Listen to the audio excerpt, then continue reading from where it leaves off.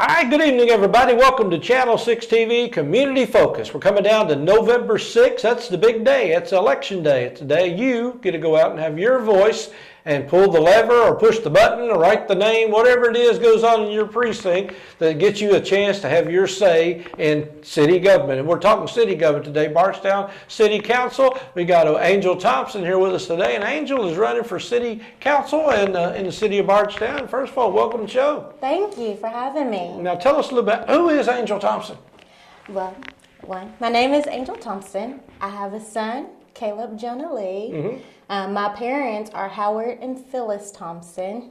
I grew up in Nelson County. I graduated from Nelson County High School in 1999. My bachelor degree, it is from Mary State University. My master's degree in public administration is from Kentucky State University.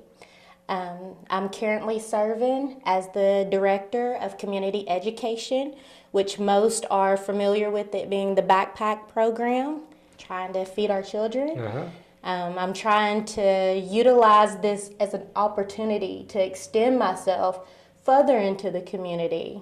I serve on the board for Habitat for Humanity. Not only do I serve on the board for Habitat for Humanity, but I also spend a lot of time by doing community service and venturing in programs around the area. And I think that we have a great community, and I look forward to being a part in the building of that process. So public service is not something new to you then? No, sir. You've been doing that long. No, sir. Yeah, and you're shy. I'm so shy. Well, that's one of the things about you. I've known you for a little while now. You've always been outgoing to people, and I don't think you've met too many strangers, have you? No, I don't meet strangers. My little boy does. I don't. We have totally different personalities. When it comes to people, you have the opportunity to meet people, and that adds a portion of your life because each person is an individual. And people have the ability to share themselves with others, and that's what you call community. Yeah. And if you're community minded, you want to be a part of that building. So when you're out, obviously, and not meeting strangers, you're talking issues or talking. I mean, you see things, especially. I'll go right to the backpack program. You're seeing some of the issues that a lot of us don't see. Well, I tell people that a child whose belly is growling is not worried about what the teacher puts on the blackboard. And when I say that, I'm a believer in the Maslow hierarchy of needs. If you don't meet the basic needs and build the proper foundation, people do not have the leverage or what they need to step into other areas and to build upon that. And so I think that it's really important, and I'm extremely excited that I get to be a part of the process of seeing how Feed America has come about in helping and in supporting and building up our youth so that we don't have hungry kids. Well, you know, in the city of Bardstown, that's one of the complaints I hear a lot of times is we don't have a lot for the kids to do. A lot of people complain, they say that may contribute to the drug issue, may contribute to crime. I mean, what is there for kids to do, or is there something we need to do more? Well, actually, it's something that I have thought about myself because I have a 3-year-old. And it began when I was looking for swimming lessons for him. Well, he wasn't of age yet. When I was looking into 4-H activities, I think some of them he had to be 6 or 7. And I was like, where are the activities that fall within the area for his age group? And I think that's an area that we could actually grow upon. I look at the recreational center. I know that for myself, I did Pop Warner cheerleading. And my cousins, they did football. And at that time, that's when you actually traveled outside of Bardstown for games. And we traveled to Louisville, and then we come back and we go somewhere else the next time.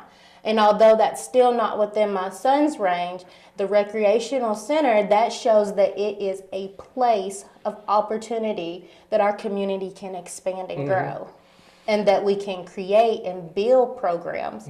Our library does a great job of providing different type of activities for crafting and different things such as that. And with Halloween coming, we see a lot of trick-or-treating and different area programs going on for kids to come and trunk and treat.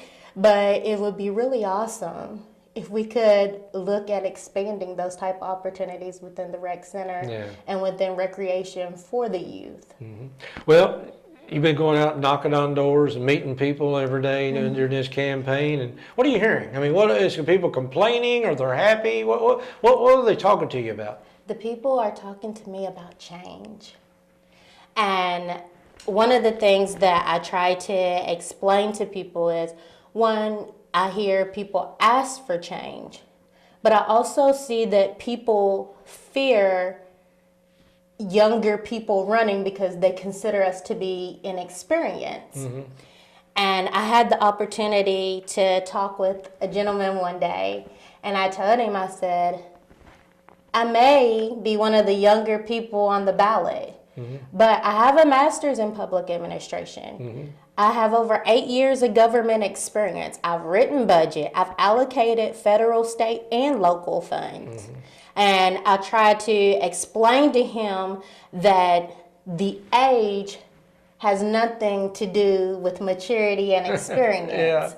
And I'm seeking an opportunity to show that no, I do not know everything, but I'm willing to learn. And if the people want change, I can provide myself as being a candidate that allows myself to be accessible and available to the community. Although we open up the floor for people to come into city council and to make their statements, well, why not add a survey? Why not put it on the back of a city bill when it goes out? Opposed to just generating ideas and asking people to get behind them. If we want true feedback and we want the opportunity to research and analyze the things that our community desires, I believe that we can find ways to receive more information from them and make ourselves more accessible as a city. And that's one of the things that I plan and I hope that I can do on the city council. Well, you hear the complaint all the time, the younger generation is not really involved, but I see you at a lot of things. And do you think the younger generation is ready to take over just some of the big issues that have been faced this for cycling? Yes, why not? It only takes a spark to get a fire going. And I'm the type of person that I say, give me that torch and I'll run with it. I think that when it comes to age or whatnot, we have the opportunity to develop and to leave legacy. And we all have to get our feet wet somewhere. To be a true trailblazer, you have to be willing to step onto that path sometimes that others may not. And by doing that, it may encourage and usually encourages others to follow behind. Well, you've been, like I said, involved with the issues, hunger issues, things of that nature, working with the state. But somewhere in the last year or so, you got this idea, I think I might try a little politics. I mean, what do you feel like that's the next step, or that just goes hand in hand with what you're already doing? I think it goes hand in hand because the city council is a platform for the community. Well, I've been working in the community, so therefore, why would I not want to be a part of that? I think that, yes, it is getting into politics. But yes, it's also extending yourself within your people and your community. And I think that that's what people sometimes may miss or may forget, that at the end of the day, it may be politics, but the true source and foundation of the platform is the people. And I love the people and I love the community. And I don't see any reason why I wouldn't want to be a part of that, and it would not work hand in hand. Well, I know right before we went on the air, you handed me a card and says you appreciate my vote. Well, I live in the county. So do you have a message for people that live in the county? Yes, I have a message for people that live in the county. people that live within the county are also a part of the city community. For those that may live out within the city, they pay an occupational tax if they work in the city, although they may live in the county.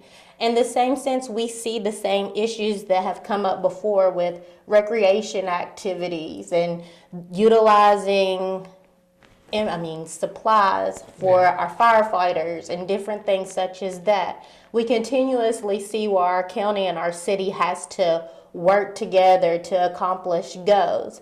I think that it would not be realistic to not consider the correlation between those two things and how important the county people are to the city.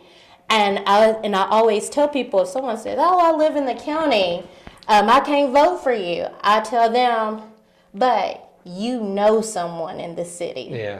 And if you're here at this event in the city, 9 times out of 10, if you can't use my card, give it to someone that you know can. Yeah. Well, you mentioned earlier dealing with a lot of budgets. It's a pretty big budget Bardstown City has. I mean, is that something you feel like you would feel comfortable with? Or what is it you feel like your strengths are bringing to the city council? Well, my strengths are, number one, my experience.